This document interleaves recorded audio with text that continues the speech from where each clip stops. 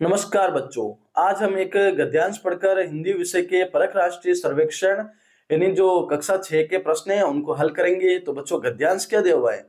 रवि और उसकी छोटी बहन नीतू हर शाम अपने दादाजी के साथ बगीचे में टहलने जाते थे। दादाजी उन्हें पेड़ पौधों के बारे में बताते और तरह तरह की कहानियां सुनाते। एक दिन रवि ने देखा कि एक पेड़ की शाखा टूट गई है। उसने दादाजी से पूछा क्या किया जा सकता है। तो दादाजी ने कहा हमें पेड़ की देखभाल करनी चाहिए ताकि वह फिर से हरा भरा हो सके।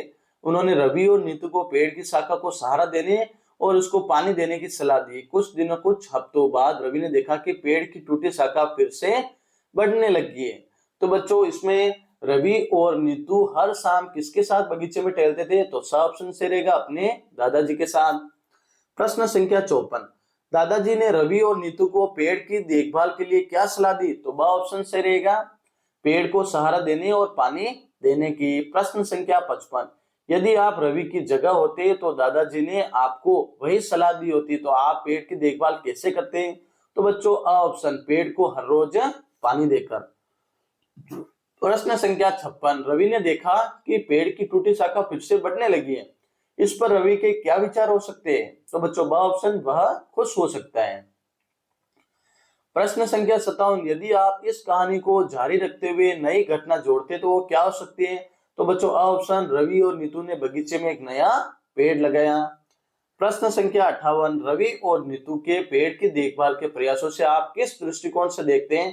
तो बच्चों एक सराहनीय कदम है। प्रश्न संख्या का उत्तर रहेगा स ऑप्शन। अब देखो एक पद्यांश है, उसको देखकर हमें प्रश्नों के हल देने। नदी किनारे बैठा मैं सोच रहा था, जीवन की धारा कितनी अनोखी बह रही थी। जीवन की धारा किसका प्रतीक है बच्चों? तो ब ऑप्शन, समय का प्रवाह।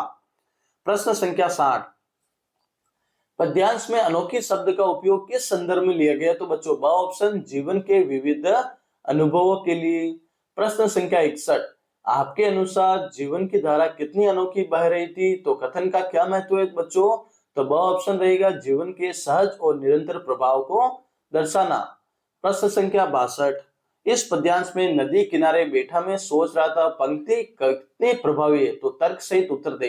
तो बच्चों अ ऑप्शन बहुत प्रभावी है क्योंकि यह चिंतन और आत्मनिरीक्षण को दर्शाता है। प्रश्न संख्या 63, अगर आप इस पद्यांश पर आधारित एक चित्र बनाते हैं तो उसमें क्या क्या शामिल करोगे? तो बच्चों अ ऑप्शन से रहेगा, नदी किनारा और एक व्यक्ति जो सोच में डूबा हुआ है। प्रश्न संख्या 64, इस पद्यांश को पढ़कर आप अपने जीवन में कौन सी नई आदत अपनाना चाहोगे? तो बच्चों अ ऑप्शन, चिंतन और आत्मनिरीक्षण करने की आदत। अब बच्चों एक पद्यांश पढ़ना है और 65 से 71 तक के प्रश्नों के हल करने हैं।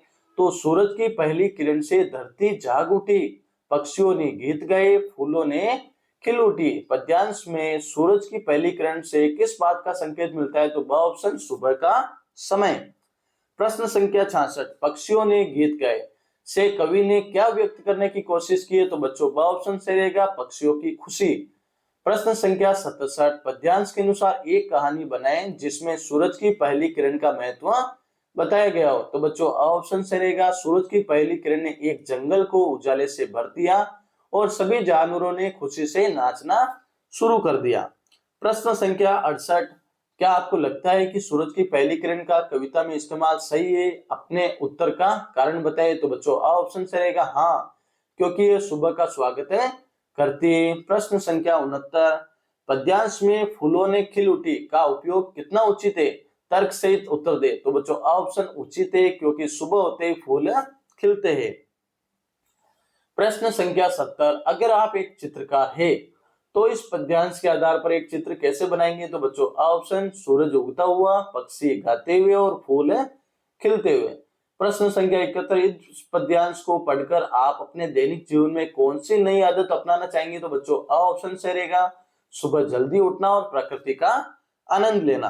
प्रश्न संख्या 72, ईद का चांद होना से आपका क्या आशय है? तो बच्चों अ ऑप्शन, बहुत दिनों बाद दिखाई देना।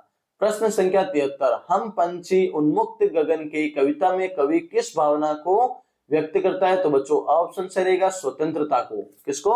स्वतंत्रता को। प्रश्न संख्या 74, अगर आप रानी लक्ष्मीबाई की तरह किसी महत्वपूर्ण घटना का नेतृत्व करते तो आपकी पहली प्राथमिकता क्या होती? तो बच्चों ब ऑप्शन, युद्ध की योजना बनाना। प्रश्न संख्या 75, रानी लक्ष्मीबाई पाठ में दिए गए तथ्यों के आधार पर उनके चरित्र की कौन सी विशेषता मुख्य रूप से सामने आती? तो बच्चों ऑप्शन साहस आता सामने। अब देखो बच्चों, एक गद्यांश दिया हुआ है, पढ़ना है और प्रश्नों के हल देने। तो हिमालय अपनी विशालता और भव्यता के लिए प्रसिद्ध है। यह पर्वतों की श्रृंखला भारत की उत्तरी सीमा पर स्थित है। हिमालय को देवताओं का निवास स्थान भी कहा जाता है। यहाँ की चोटियों पर साल भर बर्फ जमी रहती है और यहाँ की नदियां सदियों से भारत की कृषि और संस्कृति का पोषण करती आई है। हिमालय की गोद में बसे गांव और वहां के लोगों का जीवन कठिनाइयों से भरा हुआ है, फिर भी वे प्रकृति के साथ सामंजस्य बनाए रखते हैं। तो बच्चों प्रश्न संख्या 76 क्या कह रहा है?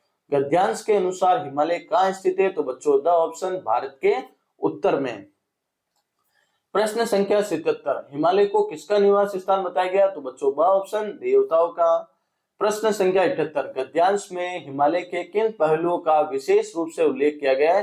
तो बच्चों द ऑप्शन से रहेगा विशालता, भव्यता और नदियों का महत्व। प्रश्न संख्या 79, अगर आपको हिमालय की यात्रा पर जाने का मौका मिले तो आप कौन सी गतिविधि करेंगे? तो बच्चों अ ऑप्शन से रहेगा पर्वतारोहण। प्रश्न संख्या 80, गद्यांश में हिमालय के गांव और वहां के लोगों के जीवन को कैसे चित्रित किया गया है? तो बच्चों ब ऑप्शन सही है, लोग कठिनाइयों का सामना करते हैं और प्रकृति के साथ सामंजस्य रखते हैं। प्रश्न संख्या 81, गद्यांश में वर्णित हिमालय के महत्व को देखते हुए क्या आप यह कह सकते हैं कि हिमालय भारत की प्राकृतिक संपत्ति है? तो बच्चों हाँ, क्योंकि यह प्राकृतिक संसाधनों का स्रोत है। प्रश्न संख्या 82, गद्यांश के अनुसार हिमालय पर साल भर बर्फ जमी रहती है। इससे आप किन चुनौतियों का अनुमान लगा सकते हैं? तो बच्चों स ऑप्शन कृषि की कठिनाई। फिर देखो बच्चों, एक पद्यांश दिया हुआ है, पढ़ना है और प्रश्न संख्या 83 से 91 तक के उत्तर देने। कौवा आया पेड़ पर कांव कांव कर बोला, आओ मिलकर खेले हम जीवन का यह मेला। चहक रही चिड़िया देखो, नाच रहे हैं मोर, सूरज की किरणों ने भी बिखेरी है भोर। तो पद्यांश में कौन सा पक्षी पेड़ पर आया? तो बच्चों स ऑप्शन कौवा। कौवा पेड़ पर आकर क्या कह रहा था? तो बच्चों द ऑप्शन कांव कांव कर रहा था। प्रश्न संख्या 85, पद्यांश में कौवा दूसरों को क्या कह रहा था? तो बच्चों अ ऑप्शन मिलकर खेलने को कह रहा था। प्रश्न संख्या 86, सूरज की किरणों का क्या प्रभाव हो रहा है? तो बच्चों ब ऑप्शन भोर बिखर रही है। प्रश्न संख्या 87, यदि आप कौवा होते तो जीवन के मेले में खेलते तो आप किस खेल को चुनते? तो बच्चों अ ऑप्शन छुपन छुपाई। प्रश्न संख्या 88, अगर आप सूरज की किरण होते तो आप सुबह के समय क्या करते? तो बच्चों ब ऑप्शन से रहेगा भोर का उजाला बिखेरते हैं। प्रश्न संख्या 89, पद्यांश में कौवा, चिड़िया और मोर किस बात का प्रतीक है? तो बच्चों ब ऑप्शन से रहेगा खेल और उल्लास का। प्रश्न संख्या 90, क्या आप मानते हैं कि कौवा और चिड़िया जीवन के आनंद का प्रतीक हो सकते हैं? तो बच्चों अ ऑप्शन से रहेगा हाँ, क्योंकि वे मिलकर खेल रहे हैं। प्रश्न संख्या 91, यदि आप कवि होते तो सुबह की सुंदरता को दर्शाने के लिए कौन से नए प्रतीक इस्तेमाल करते हैं? तो बच्चों अ ऑप्शन तितलियां और फूल। प्रश्न संख्या 92, कबीर के दोहे पाठ में कबीर किस चीज को व्यर्थ मानते? तो बच्चों ब ऑप्शन अहंकार को व्यर्थ मानते। प्रश्न संख्या 93, ईदगाह कहानी में हामिद की दादी उसे किससे डराती है? तो बच्चों अ ऑप्शन से रहेगा बुरी संगत से। प्रश्न संख्या 94, कबीर के दोहे में कबीर किस बात पर जोर देते हैं? तो बच्चों ब ऑप्शन से रहेगा सच्चाई और साधना पर। और प्रश्न संख्या 95 दिया हुआ बच्चों, अगर आप हामिद की जगह होते तो क्या आप भी अपने दोस्तों से चिमटा ही खरीदते? तो बच्चों ऑप्शन हाँ, क्योंकि यह एक जरूरी चीज है। तो बच्चों इसी के साथ आज के हिंदी के हमारे प्रश्नोत्तर कंप्लीट होते हैं। तो बच्चों चैनल को सब्सक्राइब करें और वीडियो को ज्यादा से ज्यादा शेयर करें।